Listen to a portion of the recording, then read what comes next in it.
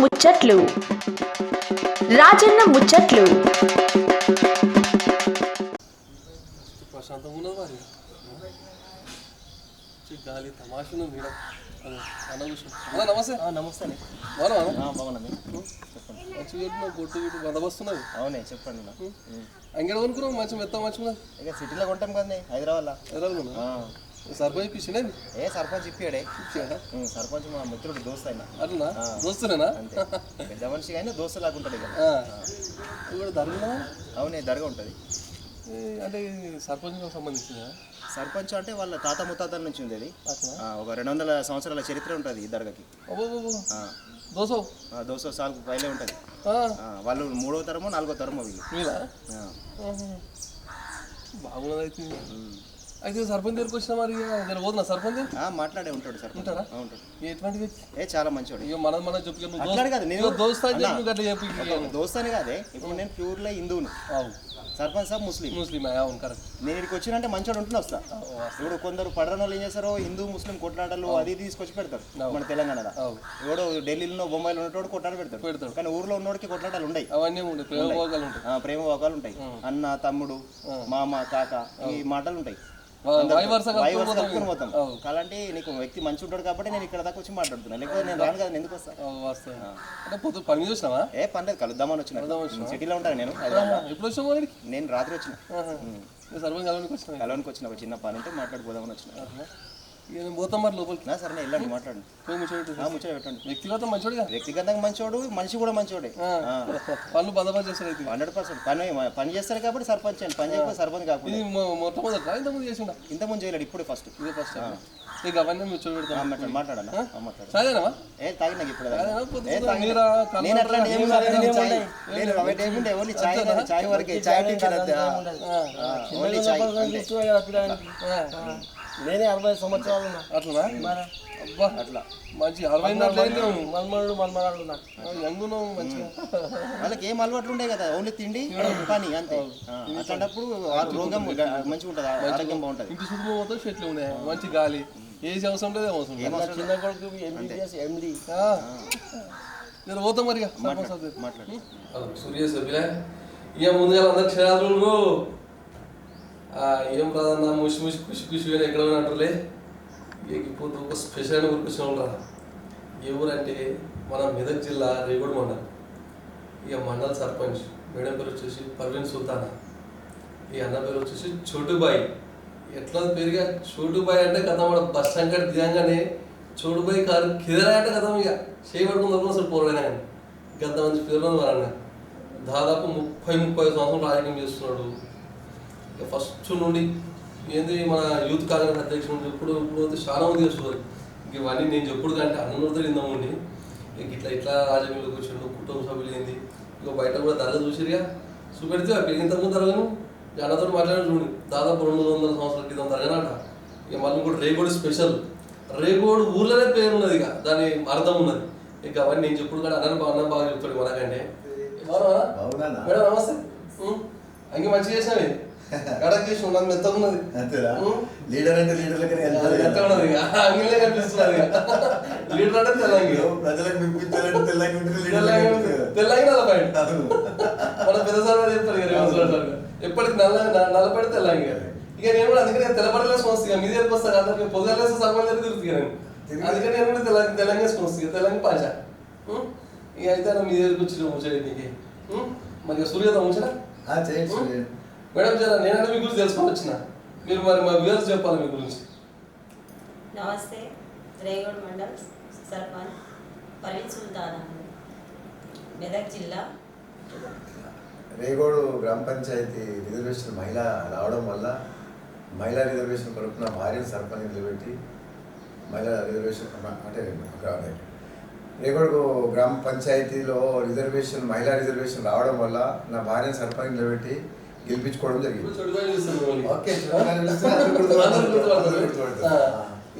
రాజకీయ మన కుటుంబ సభ్యులు రాజకీయం ఇష్టం. మీరే రాజకీయాలకు వస్తారా? 1989లో మన గౌరవ పెద్దలు దామోదర రాజేశ్వర గారు మొట్టమొదటిసారిగా అందరూ కాన్స్టిట్యూన్సీకి పోటీ చేశారు. పోటీ చేస్తే సీనియర్స్ మా మిత్రులు ఇప్పుడు మన వాళ్ళ మిత్రులు అందరూ కలిసి కార్యకర్తలుగా పనిచేస్తుంది. వాళ్ళతో పాటు మేము వాళ్ళ వెనుక ఉండి గోడల మీద రాయడానికి బకెట్లు పట్టుకుని వాళ్ళ ఇంటి తిరిగాము అన్నా ఆ రోజు నుంచి మేము ఏంటంటే మాకు 2018 1994లో మాకు ఓటకు వచ్చింది. ఓటకు వచ్చిన నుంచి కూడా కాంగ్రెస్ పార్టీ కోసం బలమైన కార్యకర్తగా పనిచేసుకుంటూ అంచెలంచెలు ఎదుర్కొంటూ 2014లో ఎంపీటీసీగా పోటీ చేసే అవకాశం మా దామోదర రాజనరసింహ గారు నాకు అవకాశం ఇచ్చారు.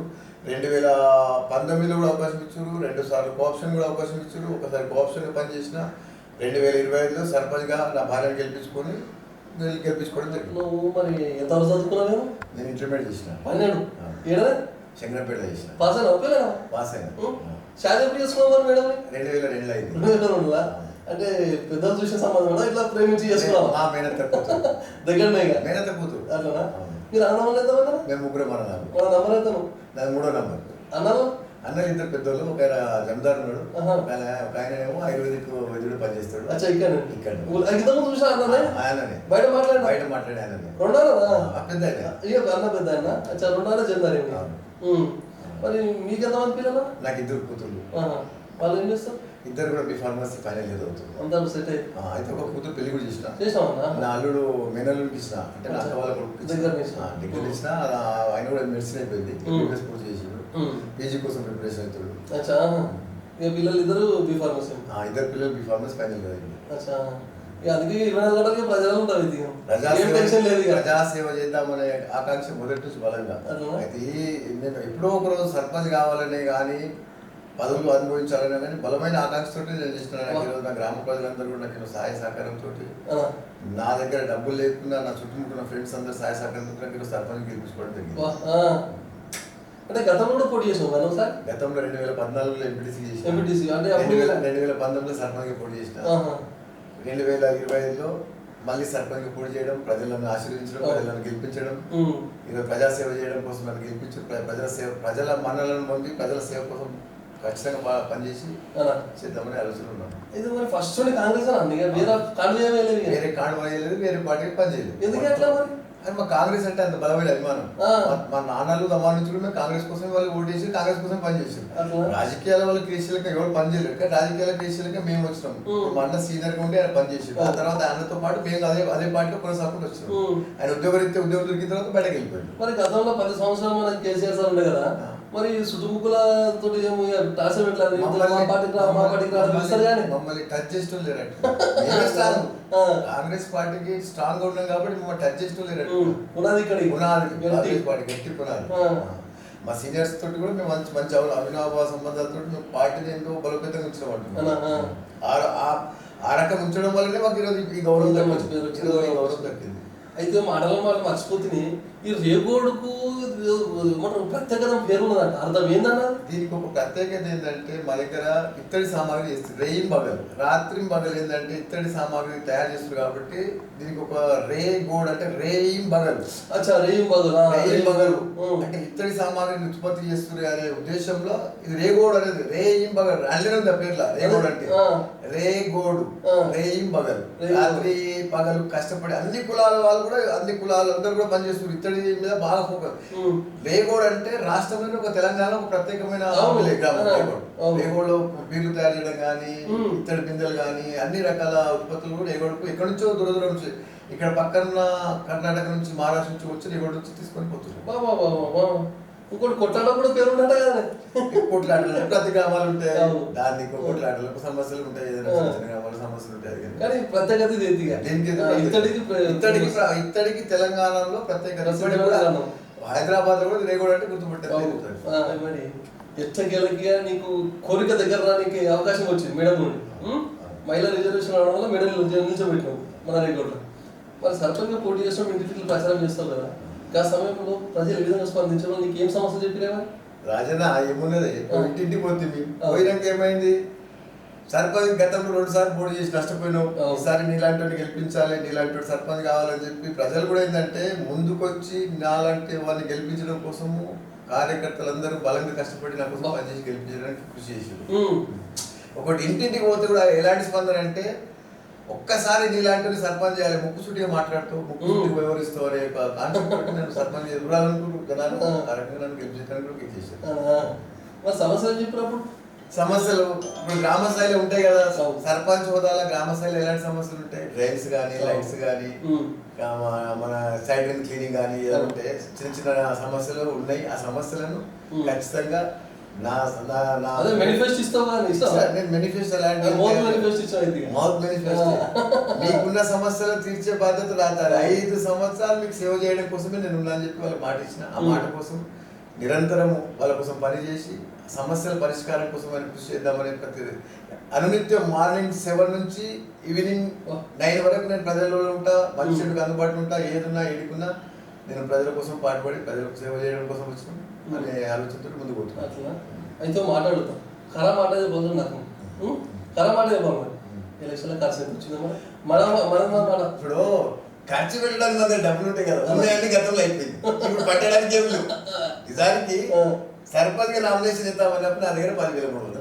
10,300 తోటి సర్పంచ్ అయినా రేగోడ్ హెడ్ క్వార్టర్ సర్పంచ్ ఎన్నిక కావడానికి 10,300 రూపాయలు నా దగ్గర. ఇంకొకటి సరే, నాకు నా మిత్రులు బంధుబలం వాళ్ళతో వచ్చిన సాయం వాళ్ళ స్థాయిలో వాళ్ళు ఎంతో కొంత వాళ్ళు పెట్టుకున్నారు. ఎంతో సర్పంచ్ ఎన్నికంటేనే ఖర్చుతో కొట్టుకున్నారు. చాయ్ పాలు ఖర్చులు ఏదో నలుగురు పోగైతే ఒక తల పోగైతే అందరు కూర్చొని చాయ్ లాపడము. ఆ రకంగా నాకు ఉన్న చుట్టుముట్టున్న నాకు మిత్రులు, నా స్నేహితులు వాళ్ళందరి సహాయ సహకారంతో నేను గెలిచాను. నేను సర్పంచ్ గా పోటీ చేద్దామన్నప్పుడు పట్టుమని 10,000 అంతనా 10,000 పట్టుకున్నాను. 10,300 రూపాయలు సర్పంచ్ నాకు నామినేషన్కి ఏంటో దొరికినాడు. ఈరోజు ఈ స్థాయిలో ఈరోజు ఇడున్నా అంటే నా మిత్ర బృందం, నాకు నా శ్రేయభిలాషులు, నాకు ఇంకోటి నాలాంటి సర్పంచ్ కావాలని చెప్పి బలంగా కోరుకుంటున్నాను. నాకున్న అంటే అగ్రవర్ణాలు కానీ అందరు కానీ ఇప్పుడు నాకు దళితులు నేను సర్పంచ్ గా ఈరోజు ఉన్నా అంటే దళితుల సహాయ సహకారం, దళితులు, ముద్రాజులు వీళ్ళందరూ నాకు ఈరోజు సర్పంచ్ పూర్తి స్థాయి నాకు కష్టపడి రావడం అనేది సర్పంచ్. ఇంకొకటి మన ఇక్కడ జనాభా 3,500 జనాభా. అది 2011 సెన్సస్ ప్రకారం ఈ రోజు జనాభా ప్రకారం 4,500 వరకు జనాభా పెరిగింది. కాకపోతే ఏంటంటే ఆ జనాభాకు తగ్గట్టుగా మనకు ఇది లేదు. మెజార్టీ ఎంత వచ్చిందమ్మా? మెజార్టీ 272 ఓట్లు మెజార్టీ వచ్చింది. 4 పోటీ చేసి కాంగ్రెస్ లో నన్ను ఓడించడం కోసం కుట్రదారులు కలిసి ఒక రెబల్ క్యాండిడేట్ పెట్టి నేను ఏంటంటే ముక్కు చుట్టుగా ఉంటాను. ఇబ్బంది నేను విజయ్ అనే ఒక భావంతో నాలాంటి కావద్దని చెప్పి కాంగ్రెస్ లో సెకండరీ ఏర్పాటు చేసి అతను కూడా బయట టీఆర్సీ వచ్చిన వ్యక్తి. బై బర్త్ కాంగ్రెస్ వాదిని, బై బర్త్ కాంగ్రెస్. మంత్రి గారికి కూడా నాకు గురించి తెలుసు. ఎన్ని సంవత్సరాలు సార్ దగ్గర శిష్యు లెక్క పనిచేస్తున్నాను. ఆయన నాకు ఎన్ని రకాల అవకాశాలు ఇచ్చారంటే 2014లో ఎంపీటీసీ పోటీ చేసే అవకాశం ఇచ్చాను, 19లో సర్పంచ్ పోటీ చేసే అవకాశం ఇచ్చాను, 14లో నేను ఎంపీటీసీ ఓడిపోయిన తర్వాత కోఆప్షన్ చేశాను, 2019లో కోఆప్షన్ చేశాను. నాకు ఆయన ఎంతో ఆయన ఆశీర్వాదం నాకు బలంగా ఉంది. వాస్తవానికి నాకు ఆయన పెద్దలు, మా గురు సమానులు, ఆయన ఆశీర్వాదం నాకు బలంగా ఉంటుంది. దామోదర్ గారు సార్, దామోదర్ సార్ది ఆయన వల్లనే నేను ఈరోజు ఈ స్థాయికి వచ్చాను. ఈరోజు గెలవడానికి కూడా సార్ పేరు చెప్పుకొని తెలుసుకున్నాను. ఈరోజు సర్పంచ్ నేను అయినా అంటే నాకున్న ఇన్ఫ్లుయెన్స్ కంటే సార్ ఆయన ఆశీర్వాదం ఆయన ఫోటో పెట్టుకొని తిరిగి నేను మంత్రి గారితో నేను అప్పుడు నిధులు తీసుకొచ్చి గ్రామాలు అభివృద్ధి చేస్తానని చెప్పి నా గ్రామవాసులకు బలంగా హామీ ఇచ్చి నేను మంత్రి గారి ఆశీస్సులతో ఈరోజు గెలవడానికి నేను ఆయన ఫోటో పెట్టుకుని గెలిచిన. అట్లా త్రిషమ్మ కూడా చాలా త్రిషమ్మ మాకు చాలా మంచి ఇది ఎమ్మెల్యే ఎలక్షన్ లో మేము బాగా కలిసి పనిచేసినాం. ఆమె కూడా ఏంటంటే గ్రామ స్థాయిలో ఏ సమస్యలు ఉంటే కూడా మా దృష్టి తీసుకురండి పప్పకి చెప్పి నేను పరిష్కరించడం కోసం ఆమె కూడా మాకు మంచి మాట్లాడుతున్నాం. మాకేంటంటే అన్న అని చెప్పి ప్రేమతో పలకరించినంత ఆప్యాయత ఉంది. చూడు మరి ఎట్టకేళ్ళకి మంచి మీడియం గెలిపిస్తానికి ఏం పరిస్థితులు మరి మన రేగూర్ గ్రామంలో ఇక మన స్థాయిలో సర్పంచ్ ఏం చేయగలుగుతాం, లైట్లు అయితే పెట్టగలుగుతాం, ఎల్ఈడి లైట్స్ ఏర్పాటు చేసినాము, పూర్తి స్థాయిలో డ్రైన్స్ అంటే క్లీన్ చేయడం జరిగింది. మనము చుట్టుపక్కలకు విలేజ్లకు ఎంట్రెన్స్ అయ్యే రోడ్స్ అన్ని క్లీన్ చేయించి రోడ్స్ పక్కన గుంతలు పూర్తి చేసి మన గుంతలు పూర్తి చేయడము, రోడ్ల పక్కన మొరం వేయించి క్లీన్ చేయడము, విలేజ్లో లైట్లు ఏర్పాటు చేసినాం, సీసీ రోడ్స్ కలవటు నిర్మాణం చేయించినాం, డ్రైన్స్ కోసము ప్లాన్ చేసినాం, డ్రైన్స్ నిర్మాణం కోసం చేస్తున్నాం. ఎంత మాకు పట్టుమని నేను 10 గుంటల భూమి కూడా లేదు, 8 గుంటల భూమి ఉంది. 8 గుంటల భూమి ఉంది మాకు. భూమి అనేది 8 ఎకరాలు 8 గుంటల భూమి ఉంది మాకు. అది చెరువు కింద ఒక 8 గుంటల భూమి ఉంటుంది. చెరువు కింద అది బఫర్ జోన్ FTL వస్తుంది, చెరువు కింద వస్తుంది. 8 గుంటలు ఉంది అంటున్నాం. 8 గుంటలా? మరి ఈ రాజకీయం చేయాలని రూపం కావాలి కానీ మరి ఎట్లా మరి ఎంతో మంది ఖర్చు కావాలి కదా. అంటే నాకు ఒక రియల్ ఎస్టేట్ ఏమైనా చేస్తాం బిజినెస్ రియల్ ఎస్టేట్ కాదు, నాకు బలమైన ఒక మిత్ర బృందం ఉన్నది. నాకేంటంటే నాకు ఎప్పుడు ఆపద వచ్చినా నా దగ్గర డబ్బులు లేవంటే పక్కన జరుగుకే డబ్బులు తీసుకుంటే తప్ప స్విచ్ ఉన్నది, ఏది కావాలంటే నాకు అరేంజ్మెంట్ చేసే మిత్ర బృందం. నేను ఈరోజు సర్పంచ్గా ఉన్నా అంటే నాకున్న మిత్ర బృందము, నాకున్న స్నేహితులతోటి నేను సర్పంచ్ కాగలిగాను. ఇంకోటి కొందరు పెద్దలు కూడా ఏం కోరుకురంటే ఇలాంటి సర్పంచ్ చేస్తే ముక్కుసూటిగా మాట్లాడుతాడు, ముక్కుసూటిగా వివరిస్తాడు, ఖచ్చితంగా మనం గ్రామానికి అభివృద్ధి పథకం నడపగలుగుతాడు. మంత్రి గారు ఉన్నారు కాబట్టి మన మంత్రి గారి నుంచి కూడా నిధులు తీసుకొచ్చి గ్రామాన్ని అభివృద్ధి చేసుకునే అవకాశం ఉంటుంది. గ్రామ పంచాయతీ హోదాలు ఎంత చేయాలో చేయగలుగుతాం. మేజర్ సమస్యలు మేజర్ సమస్యలు పరిష్కరించాలంటే ఏంటంటే మంత్రి గారి నుంచి కావాలి. మంత్రి గారి నిధులతోటి ఎక్కువ డెవలప్మెంట్ చేసుకోవడానికి అవకాశం ఉంటుంది. మంత్రి గారు కలిసి మంత్రి గారు కూడా మాకు ఏమి ఇచ్చారు, హామీ ఇచ్చారు. మీకు మీ దగ్గర ఏమేమి గ్రామ సమస్యలు ఆ సమస్యల పరిష్కారం కోసం రండి బాబు ఏదైనా ఉంటే మీకు చెప్పిస్తారు. మీ విలేజ్ మీరు ఏం మాట ఇచ్చారో మేము రీసెంట్గా మన సార్ మాట ఇచ్చిన మాట సార్ చూసుకోకపోతే బీసీ కాలంలో 40 సంవత్సరాల ప్రస్థానాలు లైన్ ఇళ్ళ మీదకి లైన్ ఉండే ఒక ఇద్దరు చనిపోయారు, ఒకరు అంగవైకల్యమైంది. ఆ లైన్ చేంజ్ చేయడానికి మన మంత్రి గారు తోటి అయిపోయింది, సాధ్యమైంది. లైన్ చేంజ్ అయిపోయింది, ప్రజలందరూ హర్షించారు. బీసీ కాలంలో పేదవాళ్ళ ఇళ్ళ మీదకి లైన్ ఉండేది. ఆ లైన్ ఖర్చు పెట్టుకోవాలంటే కొందరు ఏం చేసి వాళ్ళతో ల్యాబింగ్ చేసి డబ్బులు కావాలని వాళ్ళతో డిమాండ్ చేస్తే అది ఆ విషయాన్ని మంత్రి గారు దృష్టి తీసుకోకపోతే మంత్రి గారు వెంటనే స్పందించి లైన్ షిఫ్టింగ్ కోసం మాకు ఇది చేసి లైన్ షిఫ్ట్ అయిపోయింది. అది మేజర్ సమస్య. ఎన్నికలలో హామీ ఇస్తాం ఏం ఏంటంటే త్రిశమ్మ కూడా చెప్పినట్టు ఈ సమస్య ఇట్లా ఉంది మేడం అంటే ఆ మేడం త్రిశమ్మ కూడా ఏమన్నారు అది ఖచ్చితంగా చెప్తాం పప్పకి చెప్పిస్తా అని చెప్పింది చెప్పించేసి. అయితే మాట్లాడుతుంది మరి ఈ సొంత డబ్బుతో చేసిన కార్యక్రమాలు ఏమున్నాయి? బాగా సేవ కార్యక్రమం చేస్తామని. ఇప్పుడు సొంత డబ్బుతో చేసే కార్యక్రమాలు అంటే ఎవరైనా పేదవాళ్ళు చనిపోతారు, పేదవాళ్ళు చనిపోతే ఎంతనో కొంత, ఇప్పుడు పేదవాళ్ళు చనిపోతే ఎంతనో కొంత వాళ్ళకి ఆర్థిక సాయం మనం చేసి మనవంతుగా ఇప్పుడు మనకు నా దగ్గర ఉన్నా లేకున్నా నేను నాకు పక్కకున్న మిత్రుల దగ్గర నుంచి తీసుకునైనా సరే వాళ్ళకి సహాయ సహకారం చేసే మనస్తత్వం నాది. ఈరోజు నాకు ఆ మంచి మనస్తత్వంతో అందరికీ అందుబాటులో ఉంటాడు, మంచి చెడుకుంటాడు అనే ఉద్దేశంతో నాకు ఈరోజు ప్రజలందరూ కోరుకున్నారు. ప్రజలకు నేను వెన్నంటే ఉంటా, ప్రజలతోటే నేను ఇది ఉంటా. నాకు ఇంకోటి 5 సంవత్సరాలలో పూర్తి స్థాయిలో ప్రజల కోసం నేను కష్టపడి పనిచేసి ప్రజల మన్ననలు పొంది ప్రజల ఆశీర్వాదంతో ముందుకు పోవాలని కోరుకుంటున్నాను. గతంలో కేసీఆర్ సార్ పొందిన సంక్షేమ పథకాలు, ఈ క్రితం మన రేవంత్ రెడ్డి సార్ పెట్టిన సంక్షేమ పథకాలు జర మధ్యలో వ్యత్యాసం చెప్పి. ఇప్పుడు కేసీఆర్ తీసుకొచ్చింది కాళేశ్వరం తీసుకొచ్చి తెలంగాణ ఉన్న బడ్జెట్ మొత్తం కాళేశ్వరం కలిపేసి ఓన్లీ వాళ్ళ కోసమే ఏర్పాటు చేసుకున్నంత ఇదేంది. రేవంత్ రెడ్డి గారు తీసుకొచ్చిన సంక్షేమ పథకాలు ఏమై ఉచిత విద్యుత్ పూర్తి స్థాయిలో అందరు కూడా అనుభవిస్తున్నారు. అందులో ఒకటి మహిళలకు ఉచిత బస్ ప్రయాణము, కొన్ని కార్యక్రమాలు బ్రహ్మాండంగా ప్రజలలో ఆదరణ పొందినాయి. ఇంకోటి కాంగ్రెస్ పార్టీలో మన పెద్దలు రాజనరసింహ గారు కీలకంగా ఉన్నారు. ఎందుకంటే రేవంత్ రెడ్డి గారు కూడా ఏం చేస్తారంటే దామన్న అని చెప్పి ఎంతో గౌరవంగా ఇది చేస్తారు. ఇంకోటి మా రాష్ట్రంలో ఎంతో మన రాజనరసింహ సార్ గారికి ఏంటంటే రేవంత్ రెడ్డి గారి దగ్గర కూడా రాష్ట్రంలో ఒక అత్యున్నతమైన గొప్ప పేరుంది. ఇంకోటి ఆరోగ్య శాఖ అనేది కీలకమైన శాఖ. ఆ శాఖ ద్వారా మా దగ్గర ఉన్న జనాలకు ఎవ్వరికి ఏమొచ్చినా నేనున్నా అని చెప్పి మేము స్పందించడానికి సార్ ఎంతోమంది ఏర్పాటు చేసుకుంటూ దానివల్ల ఎవరికైనా ఏమైనా ఇబ్బంది అయితే మేము ఇమ్మీడియట్లీ వాళ్ళ సార్ గారి వాళ్ళ పిఏలకు ఫోన్ చేసి ఆరోగ్యపరంగా ఎలాంటి సమస్యలు ఉన్నా ఆ సమస్యలను పరిష్కరించడం కోసం సార్ ఒక నెట్వర్క్ తోటి అందరితో మాకు ఇది చేసి సమన్వయంతో చేసి కాన్స్టిట్యున్సీలో ఎలాంటి సమస్య లేకుండా ఇది చేస్తున్నారు. ఇంకొకటి ఏంటంటే టీఆర్ఎస్ గవర్నమెంట్లో ఇచ్చిన హామీని నెరవేర్చగానే 10 ఏళ్ళు వాళ్ళు తెచ్చిన తెలంగాణని వాళ్ళు అనుకున్నారు, కానీ తెచ్చింది తెలంగాణ వాళ్ళు కాదు, ఇచ్చింది కాంగ్రెస్. తెలంగాణ ఇచ్చింది కాంగ్రెస్. తెలంగాణ ఒకసారి ఏంటంటే కేసీఆర్ ఎట్లా విశ్వసించారు జనాలంటే ఏం చేస్తాడో అని అనుకోరు. అది ఈయన వల్ల ఏం కాదని చెప్పి నన్ను పక్కన పెట్టేసి కాంగ్రెస్ పార్టీకి అధికారం ఇచ్చారు. Congress party at a time ఒకేసారి రైతుల మాఫీ చేయడం జరిగింది. మళ్ళీ పూర్తి స్థాయిలో మన ఇంకోటి ప్రతి గ్రామాన రాష్ట్ర వ్యాప్తంగా ప్రతి గ్రామాన ఇందిరమ్మ ఇల్లు నిర్మాణం జరుగుతుంది. ఇప్పుడు మా ఇళ్ళలో కూడా ఇప్పుడు కేసీఆర్ గవర్నమెంట్లో 10 ఏళ్ళ గవర్నమెంట్లో ఒక్క ఇల్లు కట్టలేదు. మా కాంగ్రెస్ గవర్నమెంట్లో మా మండలంలో ఇప్పుడు దాదాపు 300 ఇళ్ళ నిర్మాణం జరుగుతుంది.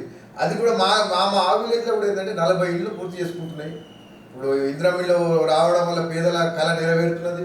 రాబోయే రోజుల్లో కూడా ఇంకా ఇందిరమ్మ ఇల్లు వస్తే ఇంకా పేదవాళ్ళకు ఇల్లు లేని నిరుపేదలకు ఇల్లు ఇప్పేయడం జరుగుతుంది. 10 ఏళ్ళు టీఆర్ఎస్ పాలన వల్ల ఒక తెల్ల రేషన్ కార్డు ఇవ్వలేనట్టు రేషన్ కార్డ్స్ అనేది ఇవ్వలేదు.